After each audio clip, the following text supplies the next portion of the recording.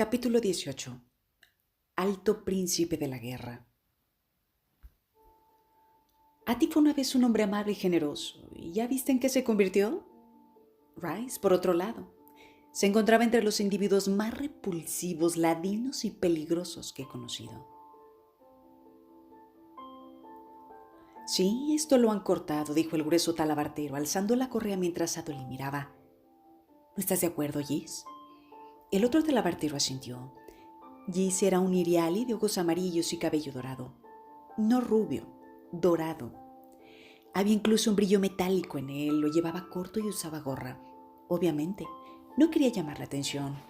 Muchos consideraban un mechón de cabello iriali un conjuro de buena suerte. Su compañero, Abarán, era un ojos oscuros alesi que llevaba un delantal sobre el chaleco. Los dos hombres trabajaban al modo tradicional. Uno se dedicaba a las piezas más grandes y robustas como las sillas de montar, mientras que el otro se había especializado en los detalles más finos. Un grupo de aprendices se esforzaba al fondo, cortando y cosiendo pellejos de cerdo. Cortado, coincidió Gis cogiendo la correa. Estoy de acuerdo. Que me envíen a condenación, murmuró Adolin. ¿Queréis decir que Lockhart tenía razón? Adolin, dijo una voz femenina desde atrás. Dijiste que íbamos a dar un paseo. Es lo que estamos haciendo, respondió él, volviéndose sonriente. Yana le esperaba cruzada de brazos, vestido con un gran elegante vestido amarillo de factura impecable, abotonado por los lados y cerrado en torno al cuello con un tieso collar bordado de hilo escarlata. Había imaginado que el paseo implicaría caminar algo más. Dijo él. Sí, pronto llegaremos a eso. Será magnífico. Podremos pasear, caminar, deambular y eso. Transitar, ofreció Gis, el talabartero. ¿Eso es un tipo de bebida?, preguntó Adolin. No, brillante señor. Estoy bastante seguro de que es otra palabra que significa caminar. Bueno, pues haremos eso también. Transitaremos. Siempre me gusta un buen tránsito. Se frotó la barbilla y recuperó la correa. ¿Cuán seguros estáis de lo que me decís sobre esa cincha? No hay mucho que decir, brillante señor, dijo Abraham. No es una simple rotura. Tendrías que tener más cuidado. ¿Cuidado? Sí. Asegúrate de no llevar hebillas sueltas que rocen el cuero y lo corten. Parece que esto es de una cosa de sillas. A veces la gente deja que la cincha cuelgue cuando prepara la silla para la noche y la dejan algo pillada debajo. Supongo que eso es lo que causó el corte. Dijo Adolin. ¿Quieres decir que no fue intencionado? Bueno, puede haber sido así, pero ¿por qué cortaría nadie una cincha de ese modo? Porque en efecto, pensó Adolin. Sí, ¿por qué?, pensó Adolin. Se despidió de los dos talabarteros. Se metió la correa en el bolsillo y le ofreció el codo a Yanala. Ella lo aceptó con su mano libre, obviamente feliz por marcharse de la tienda de productos de cuero. Tenía un olor raro, aunque no tan malo como el de una curtiduría. Adolin la había visto echar mano al pañuelo varias veces, actuando como si quisiera llevárselo a la nariz. Salieron al sol de mediodía. Tibbon y Marks, dos ojos claros miembros de la Guardia de Cobalto, esperaban con la criada de Yanala, Falksy. Era una joven ojos oscuros, Ashish. Los tres lo siguieron mientras Adolin y Yanala pasaban por la calle del campamento y Falksy murmuró entre dientes con voz cargada de acento, quejándose por la falta de un palanquín adecuado para su señora. A Yanala no parecía importarle. Inspiró profundamente el aire y se aferró al brazo de Adolin. Era bastante bonita, aunque le gustaba hablar sobre sí misma. La charlatanería era un atributo de las mujeres que normalmente le gustaba. Pero hoy tenía problemas para prestarle atención a Yanala cuando empezó a contarle los últimos chismes de la corte. Habían cortado la correa, pero los dos talabarteros habían dado por hecho que era resultado de un accidente.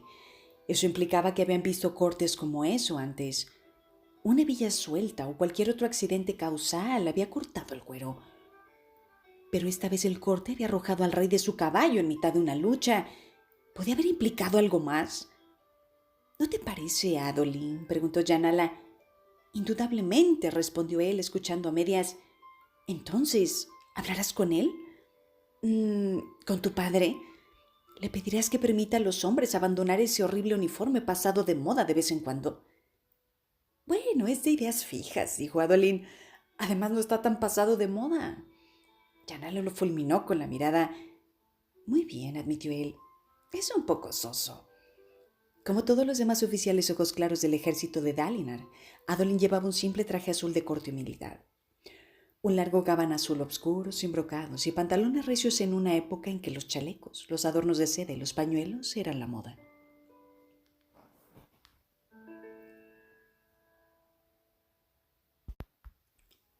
El glifo Parcolin de su padre iba bordado en el pecho y la espalda de forma ostensible, y la parte delantera brochaba con botones plateados a ambos lados.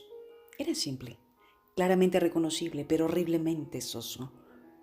Los hombres de tu padre lo adoran, Adolin, dijo Yanala, pero sus exigencias se vuelven cansinas. Lo sé, a mí no me lo vas a decir, pero no creo que pueda hacerle cambiar de opinión. ¿Cómo explicarlo? A pesar de 6 años de guerra, Dalinar no flaqueaba en su resolución de mantener los códigos. En todo caso, su dedicación a ellos aumentaba. Al menos ahora Adalin comprendía una cosa.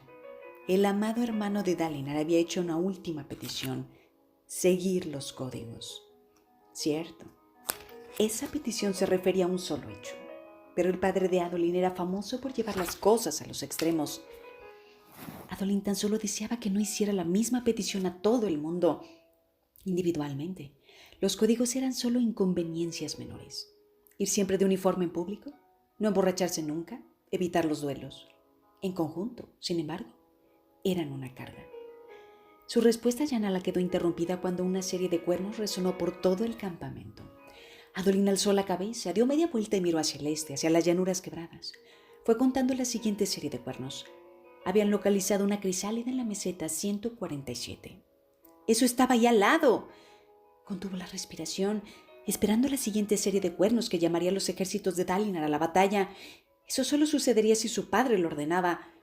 Una parte de él sabía que esos cuernos no sonarían. La meseta 147 estaba lo bastante cerca del campamento de Sadeas para que el otro lado príncipe lo intentara. «Vamos, padre», pensó Adolin, «podemos ganarle». No sonó ningún cuerno más. Adolin miró a Yanala. Ella había escogido la música como llamada y le prestaba poca atención a la guerra, aunque su padre era uno de los oficiales de caballería de Dalinar. Por su expresión, Adolin se dio cuenta de que comprendía lo que significaba la falta de un tercer cuerno y el toque del mismo. Una vez más, Dalinar Kholin había decidido no luchar. «Vamos», dijo Adolin, dándose media vuelta y moviéndose en otra dirección, tirando prácticamente de Yanala, que seguía enganchada a su codo. «Hay algo más que quiero comprobar». Dalinar permanecía de pie, con las manos en la espalda, contemplando las llanuras quebradas. Estaba en una de las terrazas inferiores, situada ante el palacio elevado de Lokar. El rey no residía en ninguno de los 10 campamentos de guerra, sino en un pequeño y complejo elevado en una colina cercana. El ascenso de Dalinar a aquel lugar había sido interrumpido por el resonar de los cuernos. Esperó el tiempo suficiente para ver al ejército de Sadeas congregarse en su campamento. Dalinar podía haber enviado a un soldado a preparar a sus hombres. Estaba lo bastante cerca. «¿Brillante, señor?», preguntó una voz a su lado. «¿Deseas continuar?» «Tú lo proteges a tu modo, Sadeas», pensó Dalinar. «Yo lo protegeré al mío». «Sí, Teshab», dijo, volviéndose para continuar subiendo por el camino en zigzag. Teshab lo siguió. Tenía vetas rubias en su negro cabello alesi que llevaba en un intrincado peinado entrelazado. Sus ojos eran violetas y su rostro afilado mostraba expresión de inquietud. Era normal. Siempre parecía necesitar algo de lo que preocuparse. Teshab y su ayudante, escriba, eran ambas esposas de oficiales. Dalinar confiaba en ellas. Más o menos. Era difícil confiar en alguien por completo. «Basta», pensó. «Empiezas a parecer tan paranoico como el rey».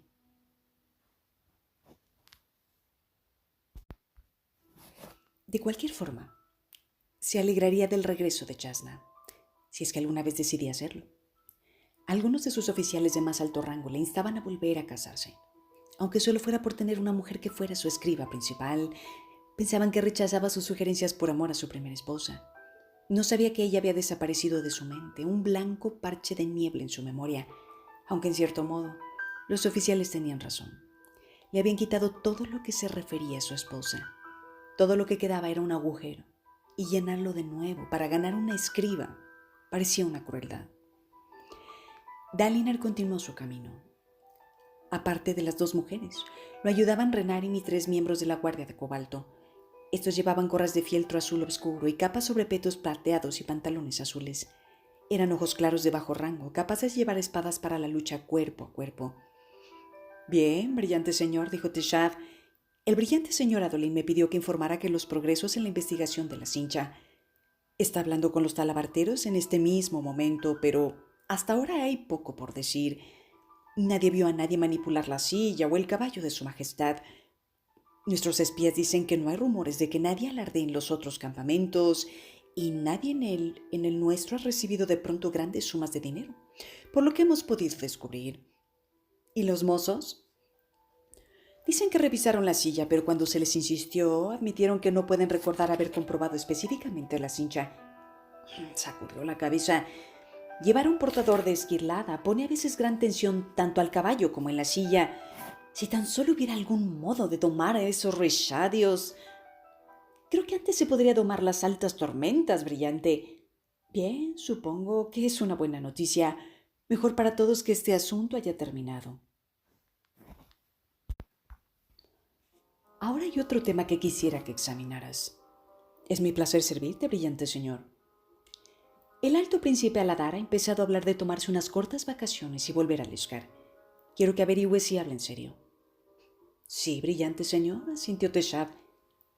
¿Eso sería un problema? La verdad es que no lo sé. No se fiaba de los altos príncipes, pero al menos con ellos aquí podía vigilarlos. Si uno de ellos regresaba a Leshkar, podría conspirar sin que alguien lo controlara, naturalmente. Incluso las visitas breves podrían ayudar a estabilizar sus tierras. ¿Qué era más importante? ¿La estabilidad o la capacidad de vigilar a los otros? Sangre de mis padres. No me hicieron para ese politiqueo y estas conspiraciones. Me hicieron para que empuñara una espada y abatiera enemigos. En cualquier caso, haría lo que fuera necesario. ¿No dijiste que tenías información sobre las cuentas del rey, Teshav? Así es, dijo ella mientras continuaba el corto paseo. Hiciste bien en pedirme que examinara los libros, ya que parece que 3 de los altos príncipes, Tanadal, Hatham y Bama, van muy retrasados en sus pagos. Aparte de ti, solo el alto príncipe Sadeas ha pagado por adelantado lo que has debido. ¿Cómo exigen los principios de la guerra? Dalinar asintió. Cuanto más se alargue esta guerra, más cómodos se sienten los altos príncipes. Empiezan a hacerse preguntas: ¿por qué pagar altas tasas de guerra para moldear almas? ¿Por qué no traer aquí a granjeros y empezar a cultivar su propio alimento? Perdona, brillante señor, dijo Teshav mientras transitaba un recodo del camino. Su escriba ayudante caminaba detrás con varios libros de cuentas en un morral. Pero, ¿de verdad quieres desaconsejar eso? Un segundo grupo de suministros podría ser valioso como refuerzo. Los mercaderes ya proporcionaban refuerzos. Es uno de los motivos por los que no les he hecho marcharse. No me importaría otro. Pero el poder de los moldeadores de almas es la única presión que tenemos sobre los altos príncipes. Le debían lealtad a Gavilar, pero no sienten lo mismo hacia su hijo. Dalinar entornó los ojos. Eso es un punto vital, Teshav. ¿Has leído las historias que te sugerí? Sí, brillante señor. Entonces ya lo sabes. El periodo más frágil en la existencia de un reino se produce durante la vida del heredero de su fundador. Durante el reinado de un hombre como Gavilar, los hombres se muestran leales porque lo respetan. Durante las siguientes generaciones, empiezan a verse a sí mismos como parte de un reino, una fuerza conjunta que se mantiene unida gracias a la tradición. Pero el reinado del heredero, ese es el punto peligroso. Gavilar no está aquí para mantener unido a todo el mundo y todavía no existe la tradición de que Aleskar sea un reino. Tenemos que aguantar lo suficiente para que los altos príncipes empiecen a considerarse bajo de este modo mayor. Sí, brillante señor. Ella no hacía preguntas. Teshav era profundamente leal, como la mayoría de sus oficiales. No cuestionaban por qué era tan importante para él que los 10 principados se consideraran a sí mismos una sola nación. Tal vez asumían que era debido a Gavilar. De hecho, el sueño de su hermano de una Leshkar unida era parte de ello. Pero había también algo más.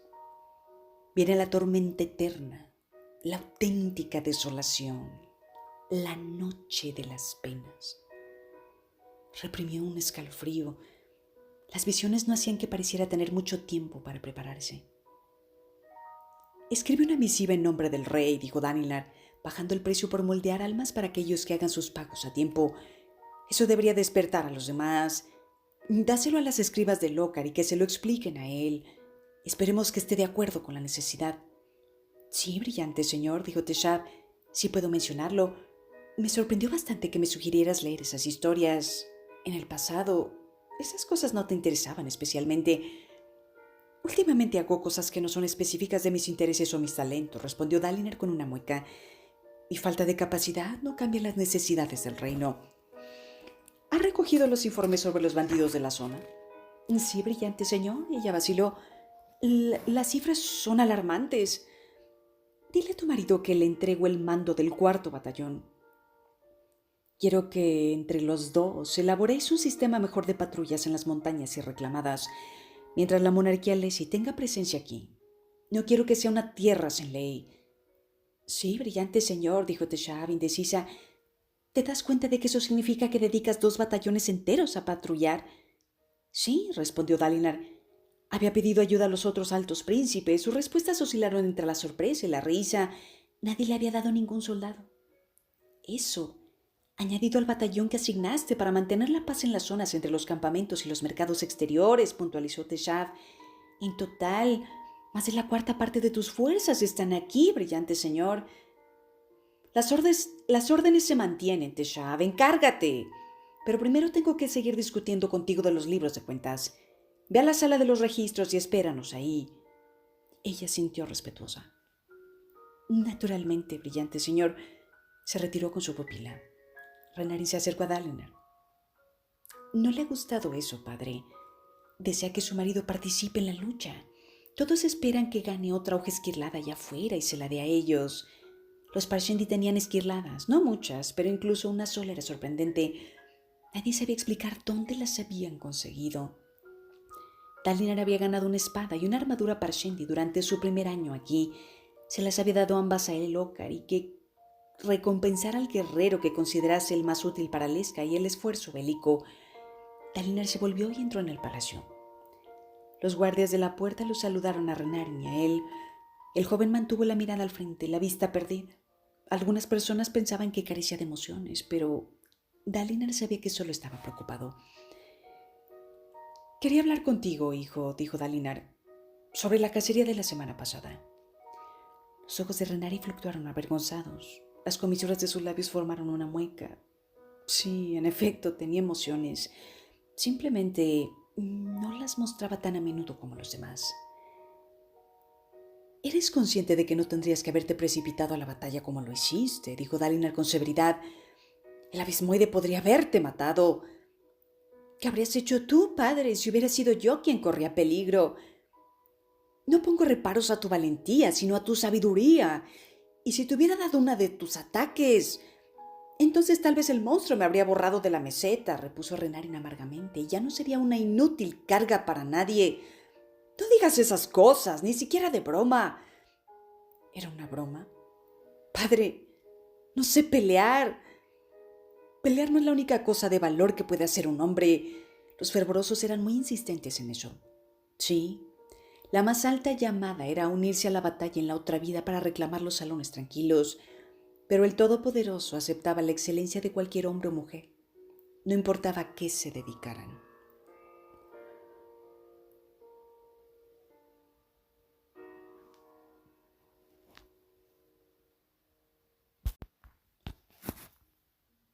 Uno hacía lo mejor que podía, escogiendo una profesión y un atributo del Todopoderoso para emularlo. Una llamada y una gloria, se decía. Trabajabas duro en tu profesión y te pasabas la vida intentando vivir según un solo ideal. El Todopoderoso lo aceptaba, sobre todo si eras un ojos claros. Cuanto mejor fuera tu sangre como ojos claros, más gloria innata tenías ya. La llamada de Dalinar era ser líder, y su gloria elegida era la determinación. Las había elegido ambas en su juventud, aunque ahora las veía de forma muy distinta entonces. «Tienes razón, naturalmente, padre», dijo Renarin. «No soy el primer hijo de héroe que nace sin ningún talento para la guerra. Los demás lo llevaron bien y yo también lo haré. Probablemente acabe siendo consistor de alguna ciudad pequeña, suponiendo que no me refugio en los devotorios. El muchacho miró hacia adelante.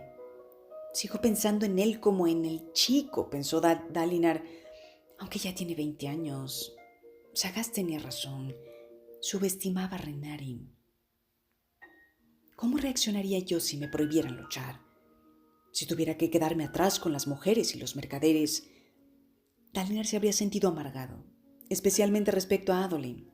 De hecho, a menudo había sentido envidia de Gavilar durante su infancia. Sin embargo, Renarin era el principal partidario de Adolin. Prácticamente adoraba a su hermano mayor, y era lo bastante valiente para correr sin pensárselo en una batalla donde una criatura de pesadilla aplastaba lanceros y portadores de esquirlada por igual. Dalinar se aclaró la garganta. Quizás sea hora de empezar a entrenarte con la espada. La debilidad de mi sangre no importará mucho si te ponemos una armadura y te damos una espada, dijo Dalinar. La armadura hace fuerte a cualquier hombre y una hoja esquirlada es casi tan liviana como el mismo aire. Padre, dijo Renarin llanamente, nunca seré un portador de esquirlada. Tú mismo has dicho que las espadas y armaduras que ganamos a los Parshendi deben ser para los guerreros más hábiles. Ninguno de los otros altos príncipes entregó sus trofeos de guerra al rey. ¿Y quién me reprocharía si por una vez yo le hiciera un regalo a mi hijo? Renarin se detuvo en el pasillo, mostrando un inusitado nivel de emoción, los ojos muy abiertos, el rostro ansioso. ¿Hablas en serio? Te doy mi juramento, hijo. Si puedo capturar otra hoja y otra armadura, serán para ti, sonrió. Para ser sinceros, lo haría simplemente por el placer de ver la cara de Sadeas cuando te conviertas en pleno portador de esquirlada. Aparte de eso, si tu fuerza se igualara al de los demás, supongo que tu habilidad natural te hará destacar. Renarin sonrió. Las armaduras esquirladas no lo resolvían todo, pero Renarin tendría su oportunidad. Dalinar se encargaría de ello. Sé lo que es ser hijo segundo, pensó mientras continuaba caminando hacia los aposentos del rey, abrumado por un hermano mayor al que amas y envidias al mismo tiempo. Padre Tormenta, vaya si lo sé. Todavía me siento así.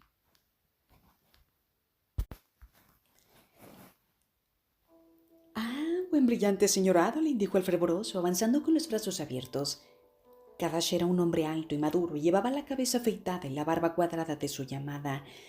También tenía una cicatriz que zigzagueaba por la parte superior de su cabeza, recuerdo de sus primeros días como oficial del ejército. No era corriente encontrar a un hombre como él, un ojos claros que antes fue soldado, en el fervor. De hecho, era extraño que cualquier hombre cambiara su llamada, pero no estaba prohibido, y Kadash había ascendido en el fervor considerando que había comenzado muy tarde. Dalinar decía que era signo de fe o de perseverancia, tal vez de ambas cosas. El templo del campamento había empezado siendo una gran cúpula creada por los moldeadores de almas, y luego Dalinar ofreció dinero y canteros para transformarla en una casa de adoración más adecuada. Ahora tallas de los heraldos flanqueaban las paredes interiores, y anchas ventanas abiertas en la parte del sotavento habían sido completadas con cristal para dejar pasar la luz.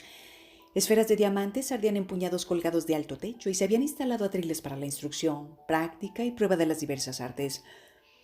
Había muchas mujeres en ese momento, recibiendo órdenes de los fervorosos. Había menos hombres, estando en guerra era fácil practicar las artes masculinas en el campo de batalla. Yanala se cruzó de brazos y contempló el templo con obvia insatisfacción. Primero un apestoso taller de talabarteros y ahora el templo. Pensaba que íbamos a pasear por algún lugar para que fuera al menos ligeramente romántico. La religión es romántica, respondió Adolin rascándose la cabeza. Amor eterno y todo eso, ¿no? Ella lo miró. Te esperaré afuera. Dio media vuelta y se marchó con su doncella. Y que alguien me traiga un palanquín por la tormenta. Adolin frunció el ceño y la vio marchar. Sospechó que tendré que comprarle algo bien caro para compensar esto. No veo cuál es el problema, dijo Kadash. A mí me parece que la religión es romántica. Tú eres fervoroso, replicó Adolin. Además, esa cicatriz te hace un poco desagradable para sus gustos. Y suspiró. No es que el templo la haya espantado, es mi falta de atención. No he sido muy buena compañía hoy. ¿Hay algo que te preocupa, brillante señor?, preguntó Kadash. ¿Es por tu llamada? No has hecho muchos progresos últimamente. Adolin hizo una mueca. Su llamada elegida eran los duelos. Trabajando con los fervorosos para crear objetivos personales y cumplirlos, podría demostrar su valor ante el Todopoderoso. Por desgracia, durante la guerra, los códigos decían que tenía que limitar sus duelos, ya que con su frivolidad podían herir a oficiales que pudieran ser necesarios en la batalla. Pero el padre de Adolin evitaba batallar cada vez más. ¿Qué sentido tenía entonces no librar duelos? Sagrado, dijo Adolin, tenemos que hablar en un sitio donde no pueda oírnos nadie. Kadash alzó una ceja y condujo a Adolin alrededor de la cumbre central. Los templos Borin eran siempre circulares con un suave montículo en el centro, habitualmente de 3 metros de altura. El edificio estaba dedicado al Todopoderoso, mantenido por Dalinar y los fervorosos que poseía. Todos los devotarios podían usarlo, aunque la mayoría tenía sus propias capillas en los campamentos. «¿Qué es lo que deseas preguntarme, brillante señor?», preguntó el fervoroso cuando llegaron a la sección más apartada de la enorme cámara. Kadash se mostraba respetuoso, aunque había sido tutor e instructor de Adolin durante su infancia. «¿Se está volviendo loco mi padre?», preguntó Adolin. «¿O podré estar viendo visiones enviadas por el poderoso, como me parece que cree?». «Es una pregunta bastante categórica. Lo conoces desde hace más tiempo que yo, Kadash, y sé que eres leal. También sé que eres quien mantiene los oídos abiertos y advierte qué pasa, así que estoy seguro de que has oído los rumores». Adolin se encogió de hombros. «Parece que es el momento para ser categórico, si es que alguna vez ha habido uno». «Asumo entonces que los rumores no son infundados». «Por desgracia no. Sucede durante las altas tormentas. Se agita y delira y después dice haber visto cosas». «¿Qué clase de cosas?». «No estoy seguro exactamente». Adolin hizo una mueca. «Cosas sobre los radiantes y tal vez sobre lo que ha de venir». Kadash pareció preocuparse. «Esto es territorio peligroso, brillante. Lo que me preguntas me empuja a tratar de violar mis juramentos. Soy un fervoroso, perteneciente de tu padre, leal a él. Pero no es tu superior religioso». «No, pero es el guardián del Todopoderoso de estas gentes cuya misión es vigilarme y asegurarse de que no exceda mi posesión». Kadash frunció los labios. «Es un equilibrio delicado, brillante señor».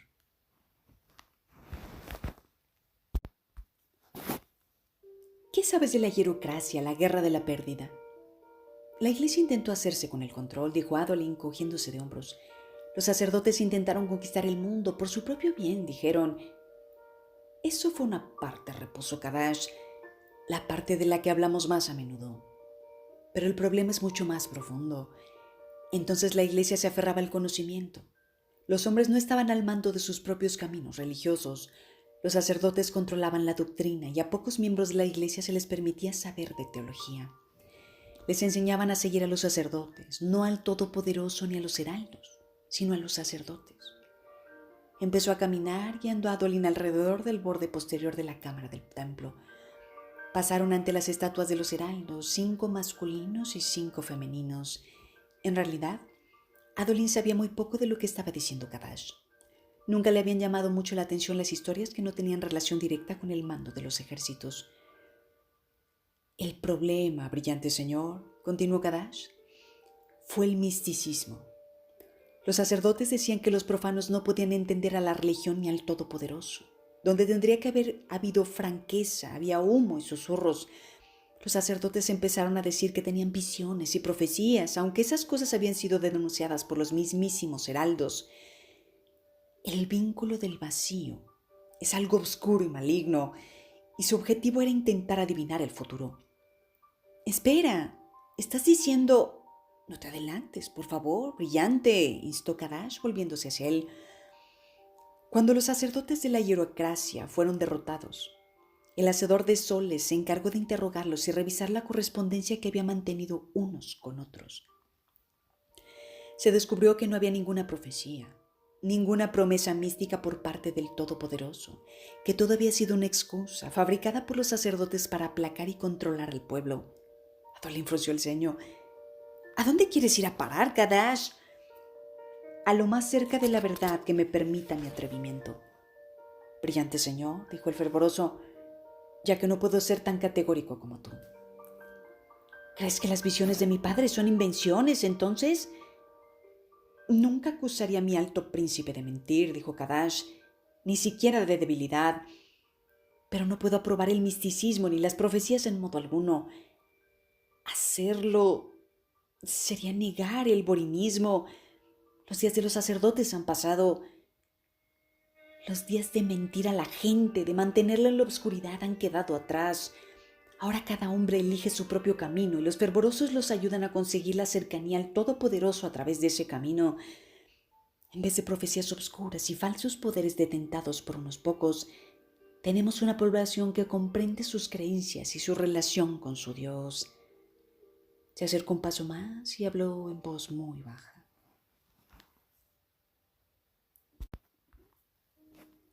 No hay que reírse de tu padre ni despreciarlo. Si sus visiones son verdaderas, entonces es algo entre el poderoso y él. Todo lo que puedo decir es esto. Sé algo de lo que es verse acechado por la muerte y la destrucción de la guerra. Veo en los ojos de tu padre mucho de lo que yo he sentido, pero peor. Mi opinión personal es que las cosas que ve son probablemente un reflejo de su pasado y no de una experiencia mística. Así que se está volviendo loco, susurró Adolin. No he dicho eso. Has dado a entender que todo el poderoso probablemente no enviaría visiones como estas. Así es. Y que esas visiones son producto de su propia mente. Probablemente, dijo el fervoroso alzando un dedo. Un equilibrio delicado, ya ves. Un equilibrio que es particularmente difícil de mantener cuando hablo con el propio hijo de mi alto señor. Extendió una mano y cogió a Adolin por el brazo. Si alguien ha de ayudarlo, debe ser tú. No sería propio de nadie más, ni siquiera de mí. Adolin asintió lentamente. Gracias. Deberías ir a reunirte ya con esa joven. Sí, dijo Adolin con un suspiro. Me temo que incluso con el regalo adecuado no vamos a continuar nuestra relación mucho tiempo. Renarin se burlará otra vez de mí. Kadash sonrió. Es mejor no rendirse a la primera, brillante señor. Ve ahora. Pero regresa de vez en cuando para que podamos hablar de tus objetivos en lo referente a tu llamada. Ha pasado mucho tiempo desde tu elevación. Adolin asintió y salió rápidamente de la cámara. Después de reparar con Teshab los libros de cuentas durante horas, Dalinar y Renarin llegaron al pasillo situado ante los aposentos del rey. Caminaban en silencio, las suelas de sus botas repicando sobre el suelo de mármol y resonando en las paredes de piedra. Los pasillos del palacio de guerra del rey se hacían más ricos cada semana. Antes, ese pasillo era solo otro túnel de piedra moldeada. Cuando el lócar se alojó aquí, ordenó mejoras. Se abrieron ventanas a sotavento, se pusieron suelos de mármol, las paredes se llenaron de tallas, con mosaicos de adorno en las esquinas. Dalinar y Renarin pasaron ante un grupo de canteros que tallaban cuidadosamente una escena de Nalan Elim emitiendo luz, la espada de la venganza alzada sobre su cabeza. Llegaron a la antesala del rey, una habitación grande y despejada, protegida por 10 miembros de la Guardia Real, vestidos de azul y oro. Dalinar reconoció cada rostro. Él había organizado personalmente la unidad, escogiendo sus miembros.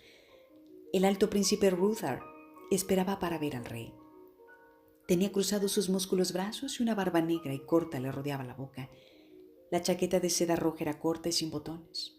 Era más bien un chaleco con mangas, un mero guiño al tradicional uniforme alesí. La camisa que llevaba debajo era blanca y con chorreras, y sus pantalones azules eran anchos y acampanados. Ruthar miró a Dalinar y lo saludó asintiendo. Una breve muestra de respeto y luego continuó charlando con uno de sus ayudantes. No obstante, se interrumpió cuando uno de los guardias de la puerta se hizo a un lado para dejar entrar a Dalinar. Ruthar hizo una mueca de malestar. El fácil acceso que Dalinar tenía al rey amargaba a los otros altos príncipes. El rey no estaba en su salón, pero las amplias puertas de su balcón estaban abiertas. Los guardias de Dalinar esperaron atrás mientras entraba en el balcón, seguido por un vacilante Renarin. En el exterior, la luz menguaba con la caída del sol. Emplazar el palacio en un lugar tan alto era seguro desde un punto de vista táctico, pero tenía el inconveniente de que era asolado implacablemente por las tormentas. Era un antiguo dilema de las campañas. ¿Se elegía la mejor posición para capear las tormentas o el terreno elevado? La mayoría habría elegido lo primero. Era improbable que sus campamentos al borde de las llanuras quebradas fueran atacadas, lo que hacía que la ventaja del terreno elevado fuera menos importante. Pero los reyes solían preferir las alturas. En este caso, Dalinar había animado a Elhokar, por si acaso, el balcón en sí mismo. Era una gruesa plataforma de roca situada en lo alto en una pequeña pica, rodeada de una barandilla de hierro. Las habitaciones del rey eran una cúpula moldeada emplazada en lo alto de la formación natural, que cubría rampas y escaleras que conducían a las zonas inferiores de la falda de la colina. Ahí se alojaban los diversos ayudantes del rey, guardias, predice tormentas, fervorosos y miembros lejanos de la familia. Dalinar tenía su propio búnker en su campamento. Se negaba a llamarlo palacio. El rey estaba apoyado contra la barandilla, dos guardias vigilando desde lejos. Dalinar le indicó a Renarin que se reunieran con ellos para poder hablar con el rey en privado. El aire era fresco y estaba cargado con los dulces olores de la tarde, rocabrotes en flor y piedra húmeda. Debajo, los campamentos empezaban a iluminarse, 10 círculos chispeantes llenos de hogueras de guardias y cocineros, lámparas y el firme brillo de las gemas infusas. Elhokar contemplaba las llanuras quebradas más allá de los campamentos.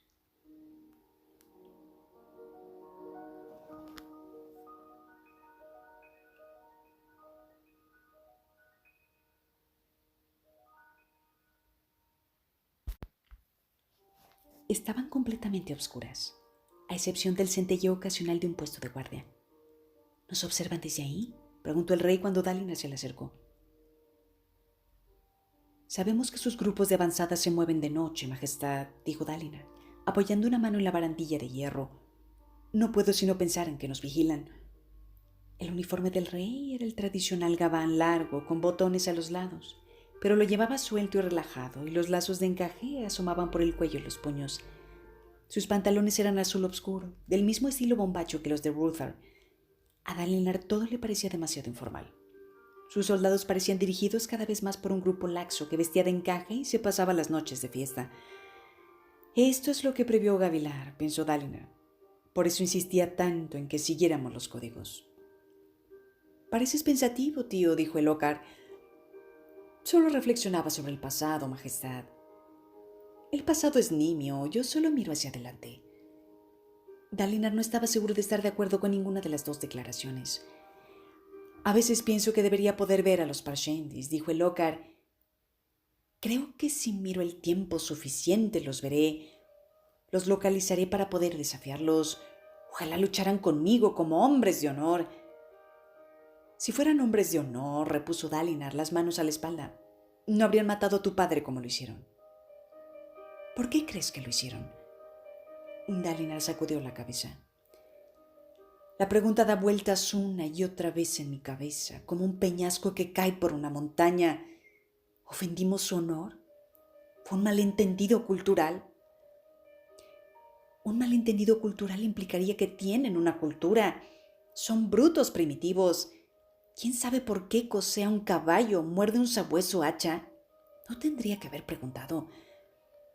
Dalinar no respondió. Había sentido el mismo desprecio, la misma ira en los meses posteriores al asesinato de Gavilar. Podía comprender el deseo de Elhokar de considerar a estos extraños parshmenios de las tierras salvajes como poco más que animales. Pero él los había visto en aquellos otros tiempos. Había interactuado con ellos. Eran primitivos, sí, pero no brutos, no estúpidos. Nunca llegamos a comprenderlos, pensó. Supongo que esa es la clave del problema. Elhokar dijo en voz baja. Puede que sea hora de formularnos algunas preguntas difíciles. ¿Cómo cuáles? ¿Cómo hasta cuándo continuaremos esta guerra? Elhokar se embaró, dio media vuelta para mirar a Dalinar. Seguiremos luchando hasta que el pacto de la venganza quede satisfecho y mi padre haya sido vengado. Nobles palabras, pero llevamos fuera de Aleskar 6 años ya. Mantener 2 centros de gobierno tan alejados entre sí no es sano para el reino. Los reyes a menudo van a la guerra por extensos periodos de tiempo, tío. Rara vez lo hacen durante tanto tiempo, dijo Dalinar, y rara vez llevan consigo a todos los portadores de Esquirlada y todos los altos príncipes del reino. Nuestros recursos están mermados y las noticias de casa son que los asentamientos reshi en las fronteras se vuelven cada vez más osados. Seguimos fragmentados como pueblo, somos lentos en confiar unos en otros, y la naturaleza de esta guerra prolongada, sin un camino claro a la victoria, y concentrados en las riquezas en vez de en capturar terreno, no ayuda en nada. El Lócar se irguió. El viento soplaba en lo alto del pico rocoso. ¿Dices que no hay camino claro a la victoria? ¡Estamos ganando! Las incursiones para Shendy son cada vez menos frecuentes y no llegan tan al oeste como antes. Hemos matado a miles de ellos en la batalla. No lo suficientes. Siguen siendo poderosos. El asedio nos está afectando a nosotros tanto como a ellos y no más. ¿No fuiste tú uno de los que sugirieron esa táctica en primer lugar? Entonces era un hombre distinto, lleno de dolor y furia. ¿Y ya no sientes esas cosas?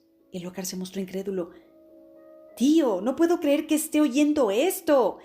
No estarás sugiriendo en serio que abandone la guerra, ¿verdad? ¿Quieres que me vuelva a casa como un sabueso hacha regañado? Dije que eran cuestiones difíciles, Majestad, dijo Dalinar, controlando su furia. Fue difícil, pero hay que considerarlas. El Lócar resopló, molesto. Es cierto lo que Sadeas y los demás susurran. Estás cambiando, tío. Tiene que ver con esos episodios tuyos, ¿no? Eso no tiene importancia, Lócar. Escúchame. ¿Qué estamos dispuestos a hacer para vengarnos? Cualquier cosa. Y eso significa todo por lo que trabajó tu padre. Honramos su memoria socavando su visión de Aleska, todo por conseguir la venganza en su nombre. El rey vaciló. Persigues a los Parshendi, dijo Dalinar. Eso es loable, pero no puedes dejar que tu pasión por la venganza te siga las necesidades de tu reino. El pacto de la venganza ha mantenido controlados a los altos príncipes. ¿Por qué sucederá cuando venzamos? Nos desmembraremos. Creo que necesitaremos forjarlos, unirlos.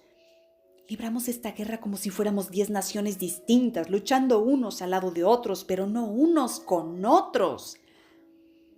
El rey no respondió inmediatamente. Las palabras, por fin, parecían empezar a calar. Era un buen hombre y compartía más cosas con su padre de las que los demás querían admitir. Se apartó de Dalinar y se apoyó en la barandilla. ¿Crees que soy un mal rey, verdad, tío? ¿Qué? Pues claro que no. Siempre hablas de lo que debería ser y de lo que carezco. Dime la verdad, tío. Cuando me miras, ¿desearías ver el rostro de mi padre?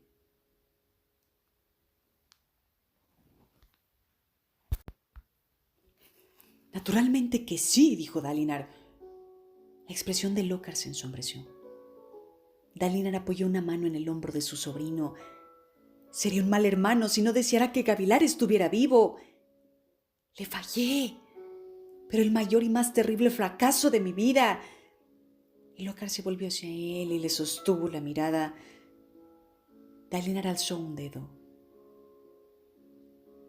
Pero que yo amara a tu padre no significa que piense que eres un fracasado, ni significa que no te quiera por ti mismo. Aléscar se habría desplomado tras la muerte de Gavilar, pero tú organizaste, llevaste a cabo nuestro contraataque. Eres un buen rey. El rey asintió lentamente. Has vuelto a escuchar lecturas de ese libro, ¿verdad? Así es. Hablas como él, ¿sabes? Dijo el Lócar volviéndose a mirar de nuevo hacia el este y hacia el final, cuando empezó a actuar erráticamente. No creo que esté tan mal. Tal vez, pero se parece mucho. Hablar de poner fin a la guerra, la fascinación por los radiantes perdidos, insistir en que todo el mundo siga los códigos. Dalinar recordaba aquellos días y sus propias discusiones con Gavilar.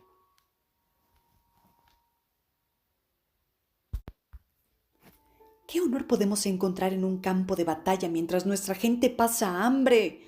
Le había preguntado el rey una vez.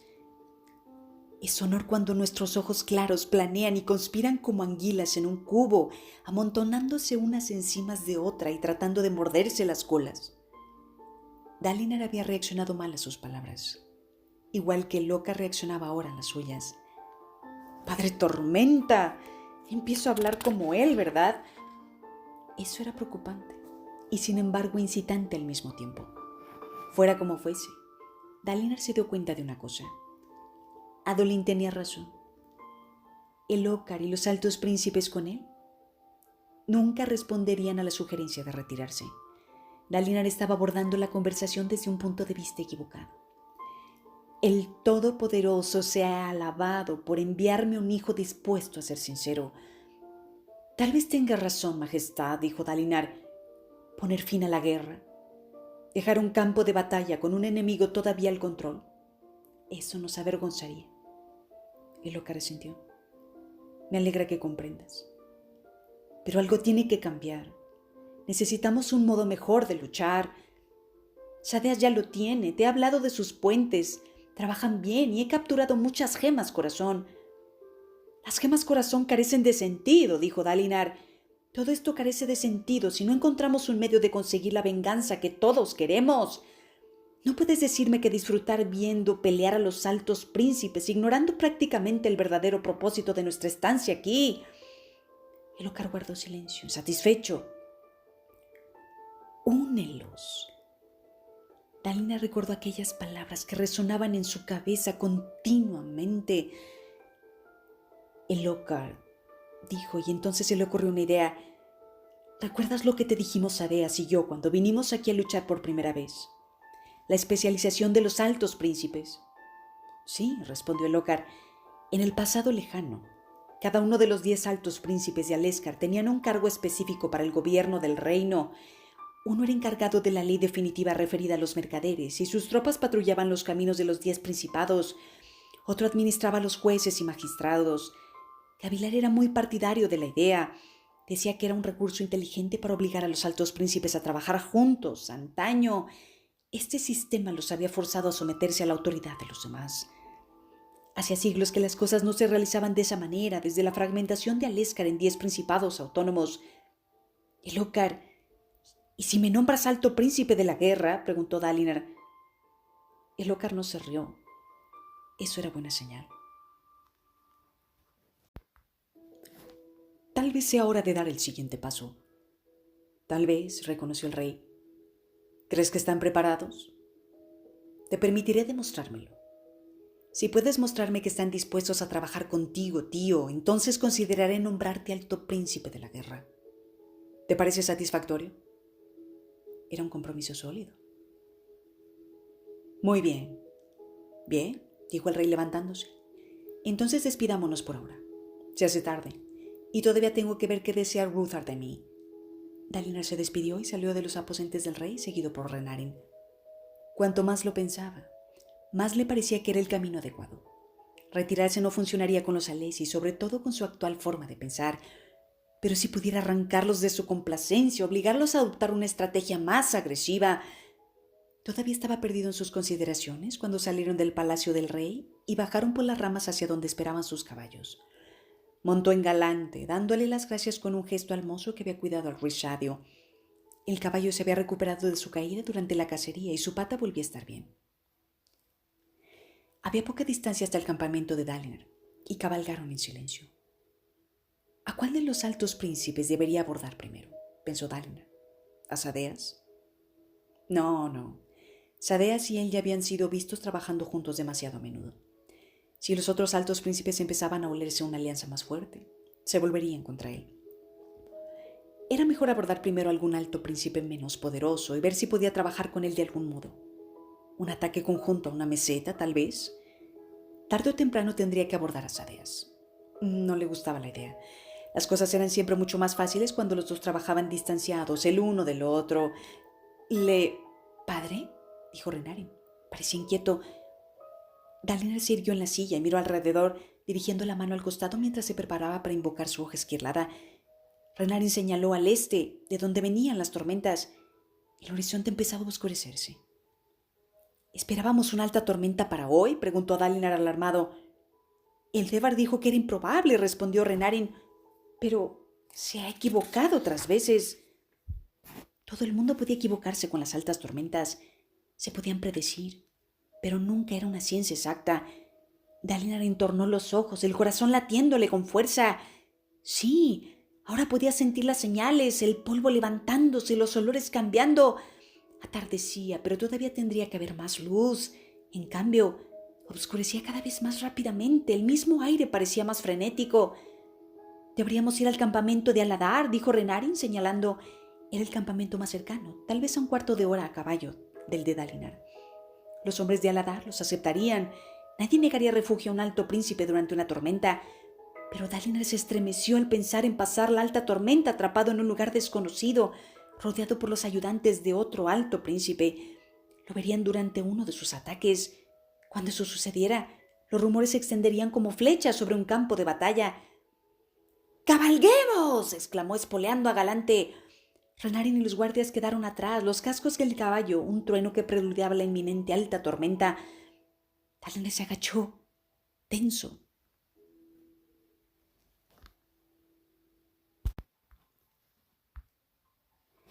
El cielo gris se cubría de polvo. Las hojas volaban por delante de la muralla de la tormenta y el aire se cargaba de húmeda expectación. El horizonte se hinchaba de gruesas nubes. Dalinar y los demás pasaron al galope ante los guardias del perímetro del campamento de Aladar, que rebosaban de actividad, sujetándose a las levitas o las capas contra el viento. «¡Padre!», llamó Renarin desde atrás. «¿Estás? ¡Tenemos tiempo!». Llegaron por fin a la irregular muralla del campamento Colin. Ahí los soldados restantes vestidos de azul y blanco saludaron. La mayoría se había retirado ya a sus refugios. Dalinar tuvo que refrenar a Galante para pasar por el punto de control. Sin embargo, habría que galopar todavía un poco hasta sus aposentos. Hizo volver grupas a Galante, preparándose para ponerse en marcha. «¡Padre!», Renarin señaló hacia el este. La muralla de la tormenta flotaba en el aire como una cortina corriendo hacia el campamento. La enorme pared de lluvia era gris, plateada, las nubes negro ónice, iluminadas desde pronto por algún relámpago ocasional. Los guardias que los habían recibido corrían hacia un búnker cercano. «¡Podemos lograrlo!», dijo Dalinar. «¡Podemos! ¡Padre!», dijo Renarin, alcanzándolo y cogiéndolo del brazo. «Lo siento». El viento los azotaba y Dalinar apretó los dientes y miró a su hijo.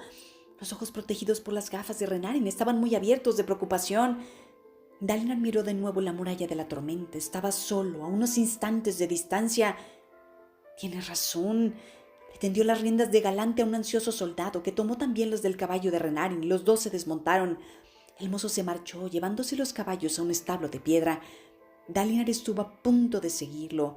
Habría menos gente viéndolo en un establo, pero en un barracón cercano tenía la puerta abierta y la gente que había dentro le hacía señas ansiosamente. Ese lugar sería más seguro.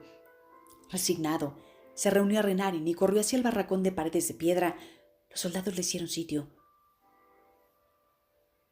Dentro se apiñaba también un grupo de sirvientes. En el campamento de Dalinar nadie era obligado a capear las tempestades en tiendas o débiles chozas de madera, y nadie tenía que pagar para hallar protección dentro de las estructuras de piedra.